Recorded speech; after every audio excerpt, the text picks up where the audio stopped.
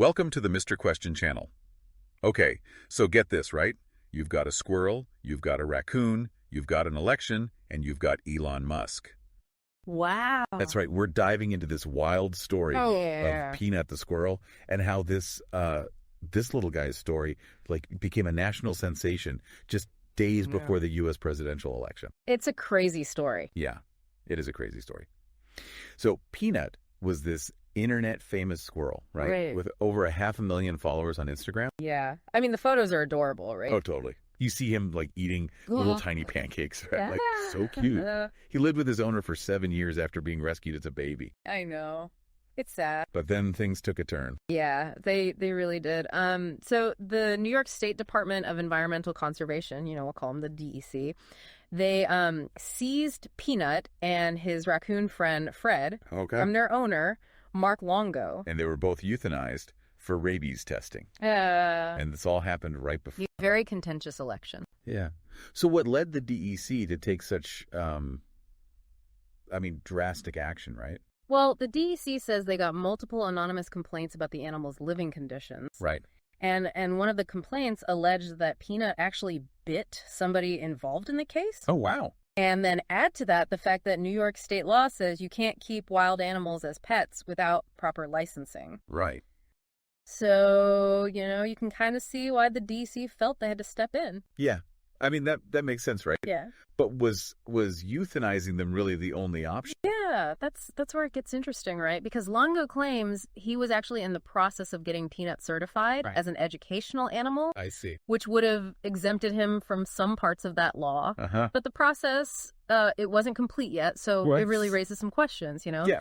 Was the DAC's response, I don't know, was it too heavy-handed? Yeah. Could they have just quarantined Peanut and Fred instead? And it really, I think, kind of highlights the tension between, public safety and individual rights. Yeah. Especially when you're talking about pets that, most people consider to be wild animals. Right. So let's talk more about Peanut and his owner, Mark Longo. Okay.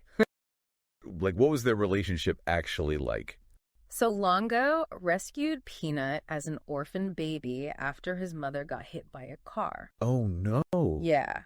And he actually bottle fed him, for 8 months. Oh. I know.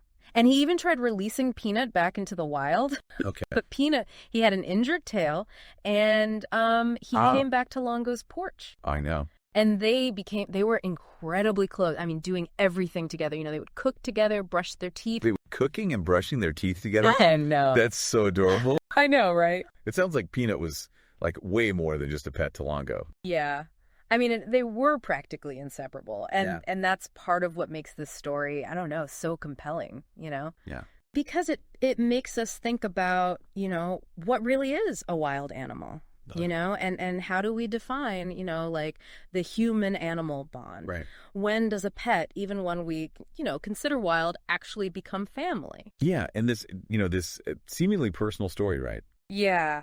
Really, really quickly captured the attention of, the entire internet. Oh, yeah. It blew up. It blew up. The whole thing just blew up. Yeah, I mean, it was explosive online. Yeah. Hashtag justice for Peanut. Oh, wow. Trending everywhere with just, thousands of people, expressing outrage over what the DEC did. And Longo actually started a petition, demanding accountability. Yeah. And he even set up a GoFundMe to cover legal fees. Right. Which, quickly gained support from people all over the country. Wow. So it seems like Peanut's story really touched a nerve. Yeah. Especially, considering it all unfolded just days before the presidential election. What was the political climate like at the time?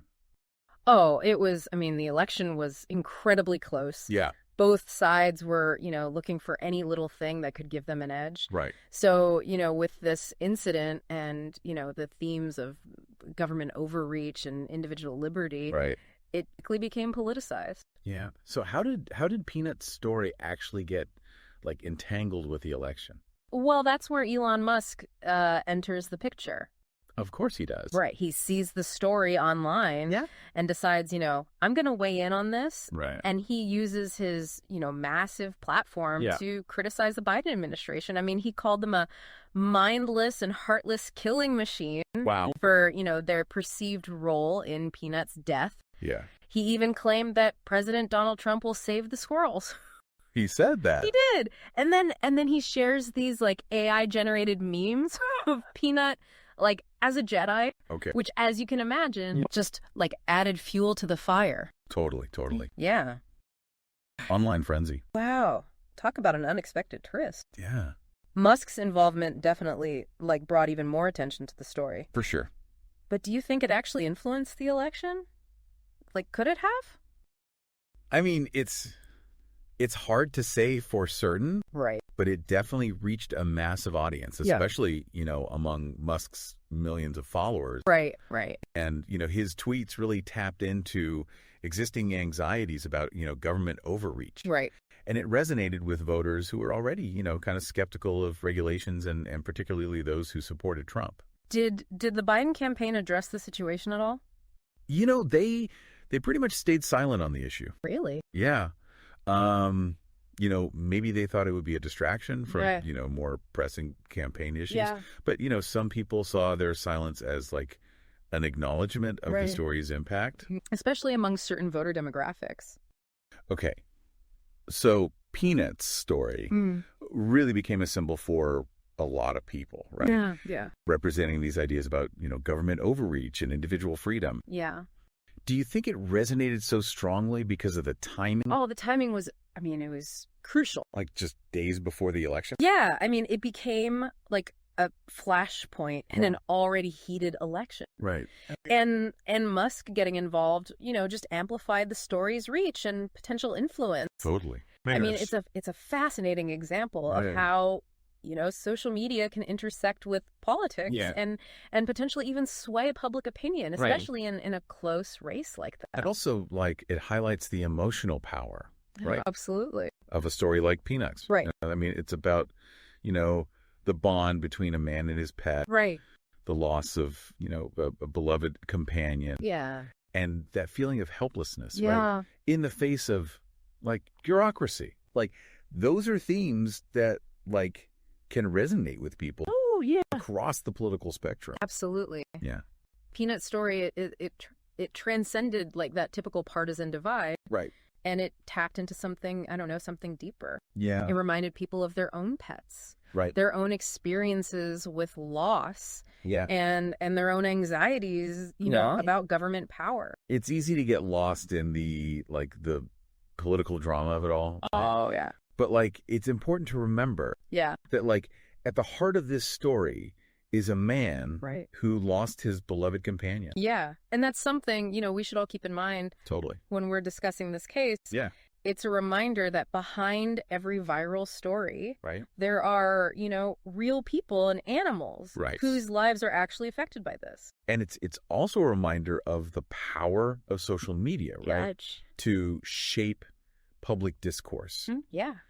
And potentially even influence elections.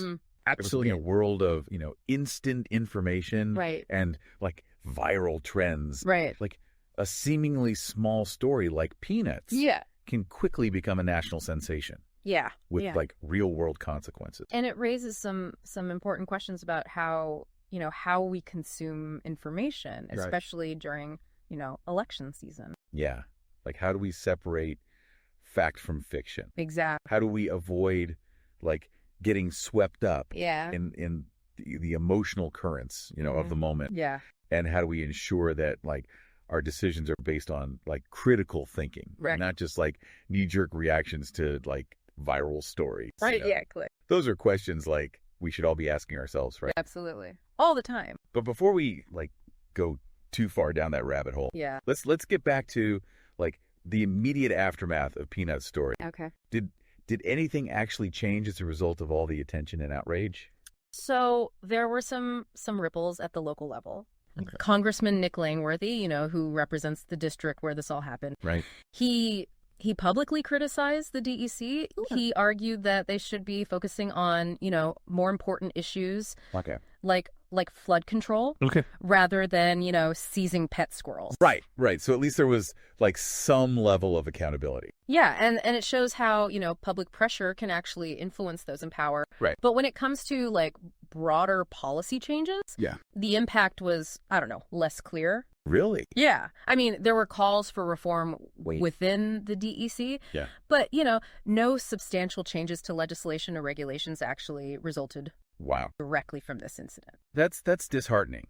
Yeah. It seems like sometimes, even when a story like captures the nation's attention, it doesn't necessarily translate into, you know, meaningful, lasting change. Yeah. And it's a reminder that, you know, real change takes time. Yeah. Sustained effort.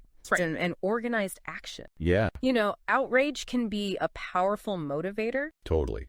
But it needs to be channeled effectively. Right. To really create a lasting impact. So Peanut's story maybe didn't lead to any sweeping changes, right? Right. But it really did bring up like a lot of important questions. Yeah.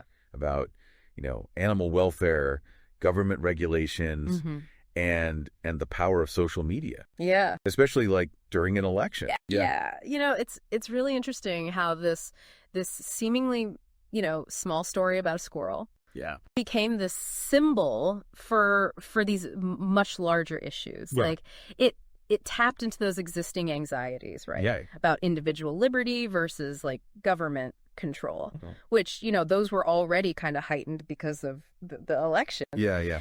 And then you've got, you know, Elon Musk amplifying those anxieties to his like millions of followers. So it's no wonder that Peanut's story became like this lightning rod. Right. It makes you think about like the influence social media has, right? Oh, yeah. On our perceptions, you know. Yeah. Even like our voting decisions, right? Absolutely.